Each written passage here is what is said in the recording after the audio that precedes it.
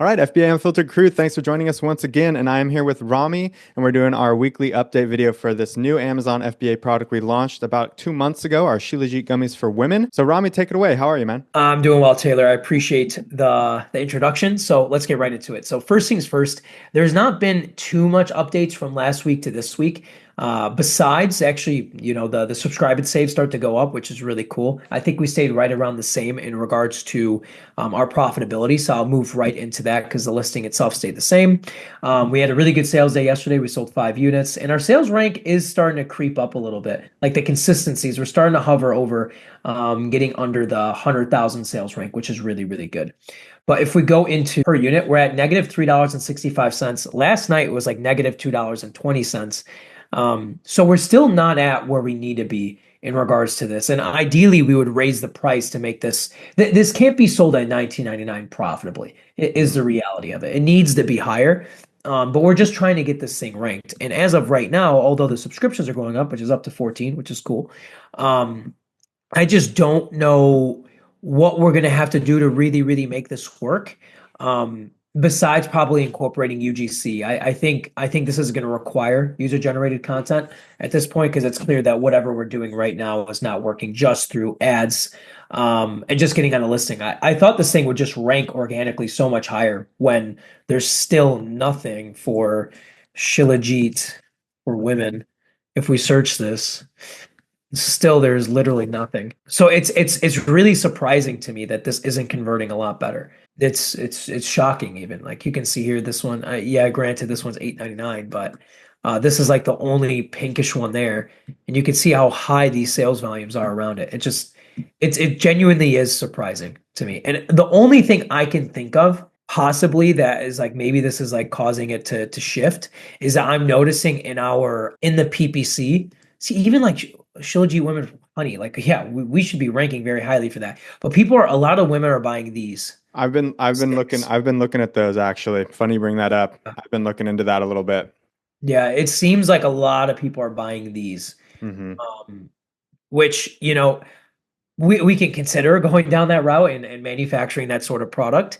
But it is just, again, at the end of the day, still very interesting to me that we have a better tasting Shilajit gummy. Like I know we do, and the branding is good. The price is dirt cheap in regards to what things are. So it's just like one of those funky situations where I'm trying to figure out what's going on. What's causing it to not convert? What are we missing out here? And it is probably UGC because a lot of these brands are really popping off in that manner. They're utilizing and leveraging user generated content to make it happen. Um, but that is what leads me to like the question I have for you, which we'll just do a quick review of this. If we switch this over to last 7 days, you can see here that our ROAS actually dropped to Hmm. 0.64, which obviously stinks. Like that was like really disheartening for me to see. I was like, man, like what's going on? I would think that, it would be getting better when we go to the 17th to the 23rd, apply. We had a ROAS is over $1. Hmm. So it's just these things which I'm going to keep tweaking with it at the end of the day. Like it's just a 7 day test. We'll go another 7 days really, really shifting through this. But as of right now, which kind of leads me, I actually before we started this recording, I told Taylor, hey, we actually have to make kind of some decisions on this call. And I thought it would be better for it to be witnessed firsthand in this video. And if it ends up being too long, just chop it up, Taylor, and then we can make it happen. But right now we have about 213 units available. Right, well, 204 units available.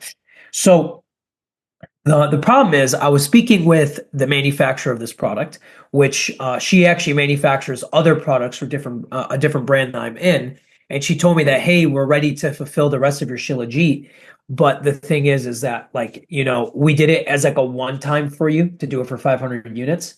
We would have to do 1,000 units for this next one, ideally. And I know I can push back on her, but it's one of those moments where it's like, is it worth pushing back and kind of because in at the end of the day, this a relationship with your manufacturer is just like anything else. There's so much credit that you can use in regards to reciprocity, right? And the time and energy that you built up with one another before it's used up. I'm not sure if I want to use up my reciprocity with her in regards to this right now when, at this point, I think we both agreed that we thought that this would do a little bit better. So I'm kind of stuck. I definitely personally don't want to fork over another 1,000 units of this. Like that's for sure. I don't think I want to put in another investment of over 10 grand into the product. I just don't think that that makes sense.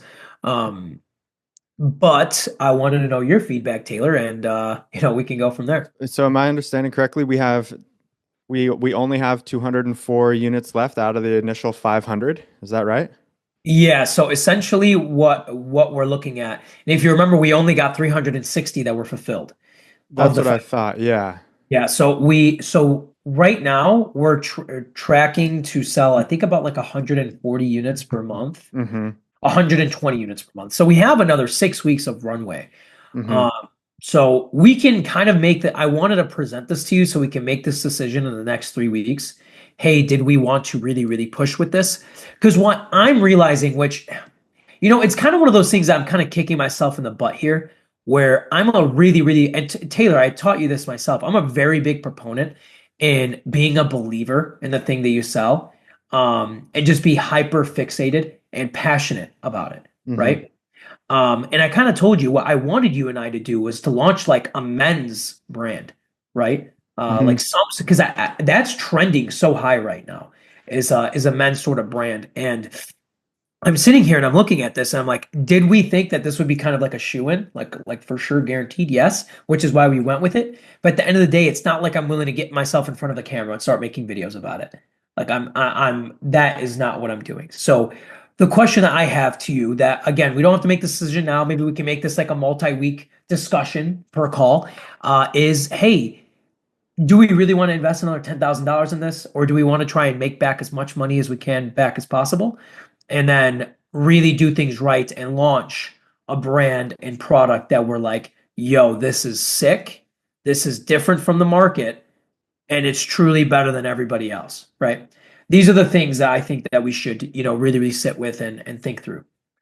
Yeah, I agree. So let me clarify. So we have about 6 weeks worth of inventory. What is the manufacturer's lead time on this? She probably needs about 2 weeks. Oh, wow, that's fast. Okay. Yeah, no, it's not bad. Yeah, two Okay. weeks. Um, well, I mean, I totally agree with what you've been saying in terms of, you know, not want, I don't think I would be a good brand ambassador for this product Yeah. either. It is Sheila Jeet for women specifically. So, I totally hear that. I'm definitely interested in pursuing more of a men's focused brand and or product, depending on how we want to move forward with that. But I would say my gut is I'm not quite ready to throw in the towel on this without doing some other marketing effort. My opinion on it would be to see if we can get this out on basically on TikTok is basically my thought is if we Yeah. can partner with some affiliate, right? Because if we're essentially, at 19.99, we're not making, the money that we need to make in terms of profit.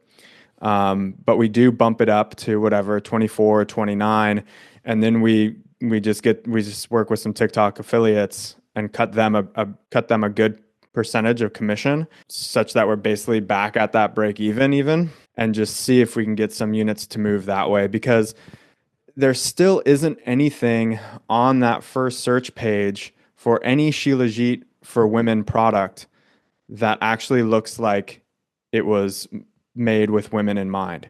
So that's Done. kind of what I'm thinking. Like if we can get some traffic through to this listing and move some units, I do think that we should be able to rank up. And I think part of the issue is, some of the like these are some big volume sellers that have these Yeah. top ranked spots with, 7,000, 8,000, 30,000 units a month. So that kind of sales velocity is pretty out of control. But if we could get branded search traffic to the product, Yeah. that We would could just probably sell it for 29.99. exactly. And that would Branded. just bypass all of that. We would just be getting traffic straight to our brand, our branded product instead of all these other Amazon products. So that's kind So of. that so then that brings up a slew of other questions though. Hmm.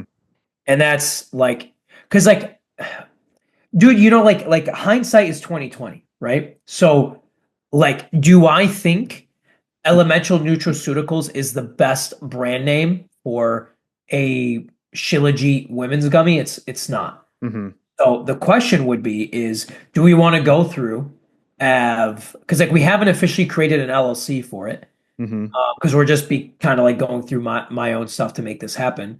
Do we really want to go through the process of opening up an LLC under that and then opening up a TikTok and then applying for the TikTok Seller Center, Hmm. getting it up there and reaching out to influencers, right? Because the reality is that uh, sure, we can do UGC with customers with the product not being on TikTok, but it's not going to do anywhere near as good Hmm. because the affiliates want to make commission, Yeah. right? So the route that we can do it is like I can add it to one of my other TikTok shops that I have right now and just reach out to some affiliates and see if we can get some sales. Because I've noticed every single time that affiliates post videos with my product, my Amazon sales also increase. So could do that. And then like any orders I get in TikTok shop, I just fulfill it from the Amazon inventory anyways. Right. That is one route we can do. But it's really up to I'm really open to doing it either way.